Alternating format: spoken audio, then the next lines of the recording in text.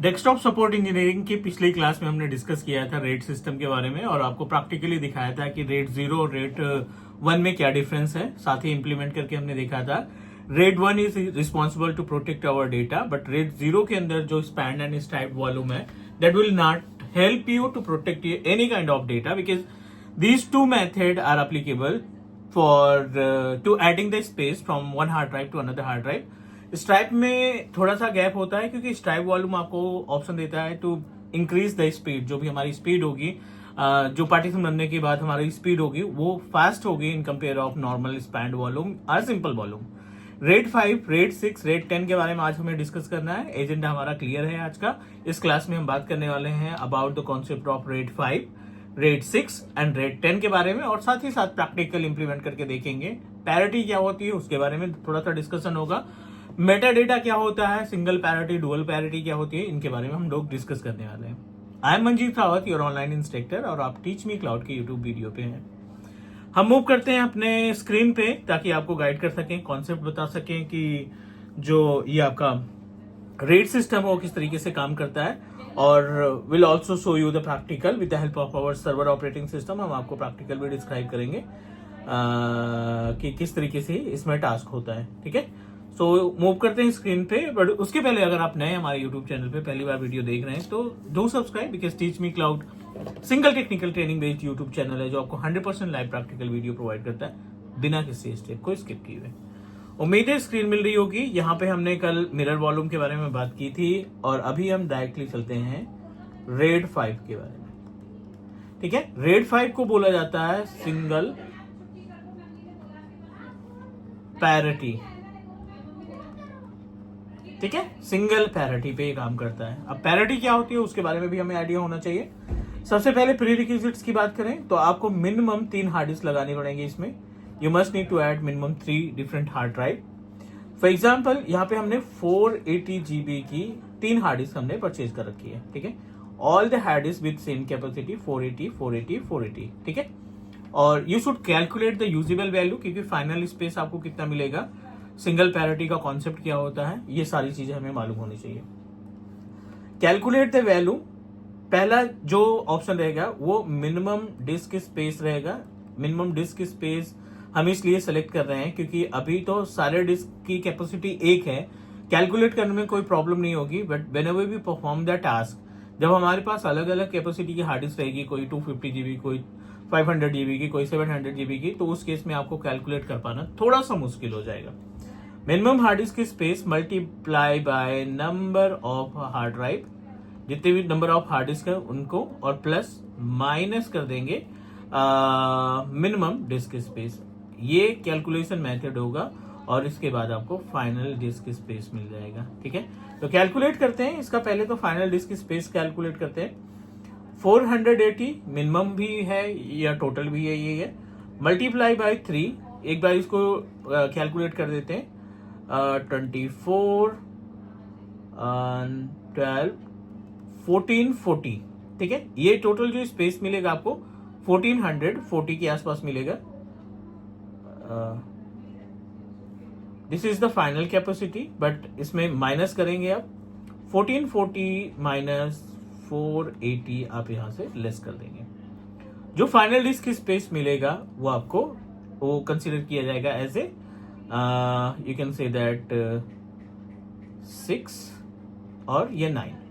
Total जो final disk space मिलेगा 960 GB के आसपास मिलेगा जो आपको स्टोरेज प्रोवाइड करेगा। ठीक है, कई बार इंटरव्यूअर आपसे कैलकुलेट करने के लिए बोलेगा कि आप रेट 5 में 3 हार्ड डिस्क है हमारे पास। फॉर एग्जांपल 250 GB की एक है, दूसरी हार्ड डिस्क जो है हमारी 350 की है, तीसरी हार्ड डिस्क 500 GB की है। आप कैलकुलेट करके बताओ फाइनल डिस्क स्पेस क्या होगा। तो ये हमारी रिस्पॉन्सिबिलिटी बनती है कि we must need to know about the procedure कि हम कैसे उसको कैलकुलेट करें और कैसे उसको फाइनल कर सकते हैं। मेरी समझ में आ गई होगी बात। अब सिंगल पैरिटी क्या होता है? सिंगल पैरिटी का मतलब ये है कि इन तीनों में से कोई एक सिंगल हार्ड डिस्क, पहली, दूसरी या तीसरी में से कोई एक इंडिविजुअल अगर हार्ड डिस्क डैमेज होती है तो हमारे डेटा के ऊपर कोई इंपैक्ट नहीं पड़ेगा।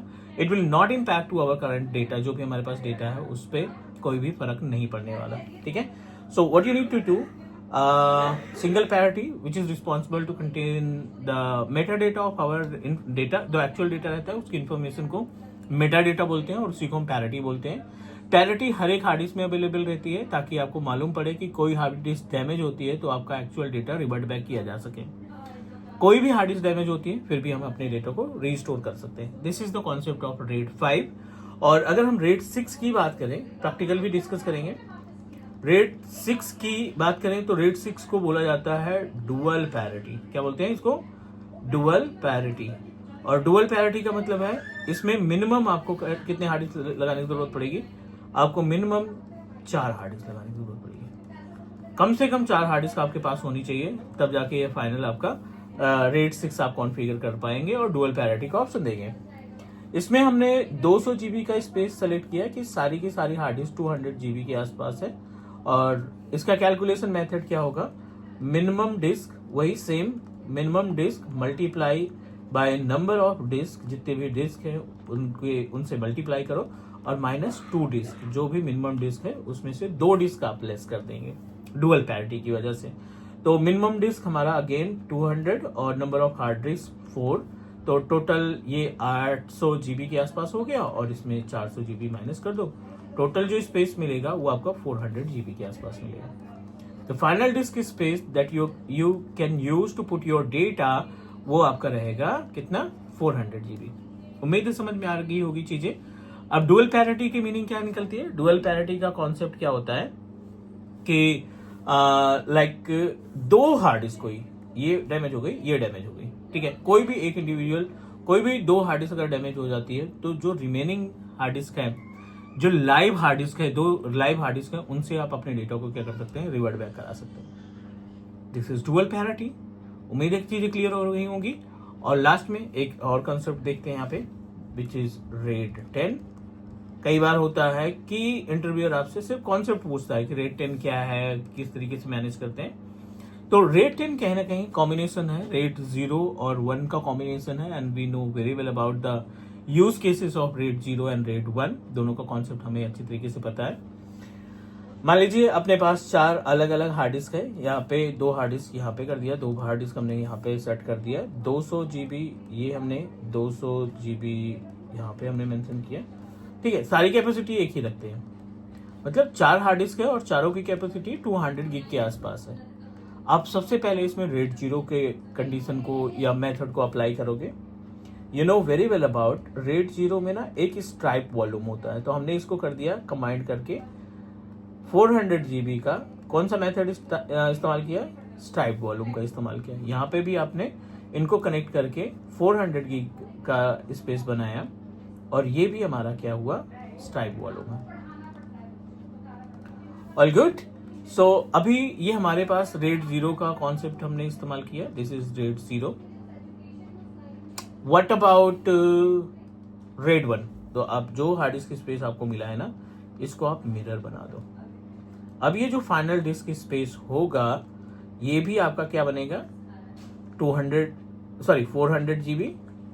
टोटल वैसे 800 होना चाहिए क्योंकि यहाँ पे हम यूज कर रहे हैं मिरर का ऑप्शन, यानी RAID 1 का ऑप्शन। सो आप इसको डेटा को प्रोटेक्ट कर सकते हैं। ये 1 हो गया, ये 0 हो गया। इसके कॉम्बिनेशन को हम RAID 10 के नाम से जानते हैं। और इसकी रिक्वायरमेंट कब होगी? जब क्लाइंट कहता है मुझे डेटा सिक्योरिटी प्लस स्पीड दोनों चीजें चाहिए।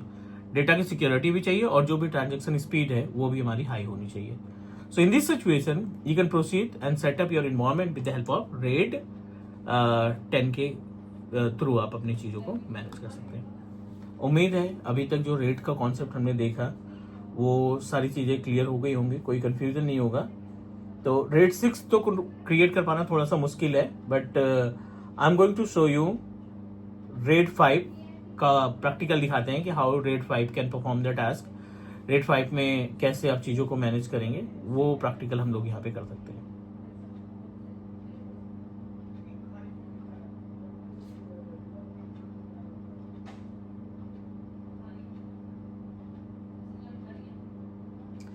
मिनिमम 3 हार्ड डिस्क आपको लगाना पड़ेगा। तो इसमें 2 हार्ड डिस्क मैंने पहले लगाई थी जो अपने पुराने प्रैक्टिकल्स देखे थे, एक 15 GB की, एक 25 GB की।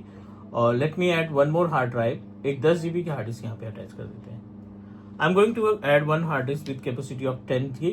इसको मिलाकर के हमारे पास टोटल 3 अलग हार्ड डिस्क इस मशीन में लग जाएगी और हम आसानी से अपने रेड 5 का तो इस्तेमाल कर ही सकते हैं, क्योंकि रेड 6 के लिए आपको थर्ड पार्टी टूल की जरूरत पड़ेगी। कोई ना कोई एप्लीकेशन आप लगाएंगे और उस एप्लीकेशन के जरिए आप अपनी चीज़ों को क्या करेंगे, मैनेज करने का काम करेंगे। उस थर्ड पार्टी एप्लीकेशन के थ्रू आप रेड 6 या रेड 10 कॉन्फ़िगर करेंगे।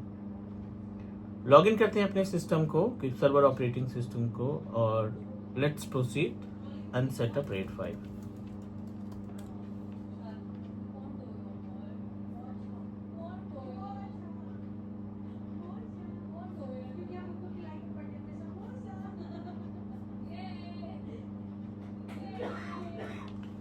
डिस्क mgmt.msc ओपन किया हमने और यहाँ पे अच्छा डायनेमिक हार्ड डिस्क ऑफलाइन क्यों दिखा रहा है? चलो ऑनलाइन कर लेते हैं इसको। ऑनलाइन कर लिया, रीएक्टिवेट मिसिंग हो गई। अच्छा हमने डिस्कनेक्ट करके कोई प्रैक्टिकल देखा होगा, कोई नहीं, try to activate it again.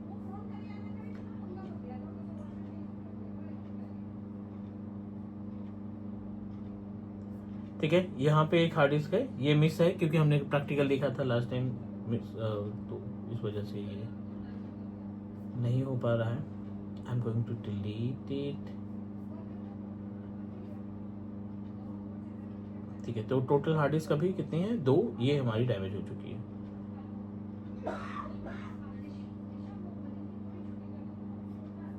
एक, 2, 3 हार्ड डिस्क हो गई। अब आप इस पर राइट क्लिक करो, रेड 5 पे जाओ, नेक्स्ट पे जाओ, सारी हार्ड डिस्क आप अटैच करो, जितनी भी हार्ड डिस्क है आपके पास। कैलकुलेट करना है, आप उसी मेथड से कैलकुलेट करेंगे। कौन सा रेड बना रहे हैं हम? रेड 5, क्योंकि रेड 6 बना नहीं सकते। तो यहाँ पे हमने रेड 5 तैयार किया, नेक्स्ट पे क्लिक किया, नेक्स्ट पे क्लिक किया और सेव कर दिया। उम्मीद है समझ में आ गई होगी चीजें। अब ये सिंगल पैरिटी पे है, मतलब एक कोई भी हार्ड डिस्क डैमेज हो जाती है तभी कोई फर्क नहीं पड़ता, हमारा डेटा, हमारा जो भी स्पेस हमने यूज किया है अपने पर्सनल डेटा को स्टोर करने के लिए, वो सभी सेफ रहेंगे।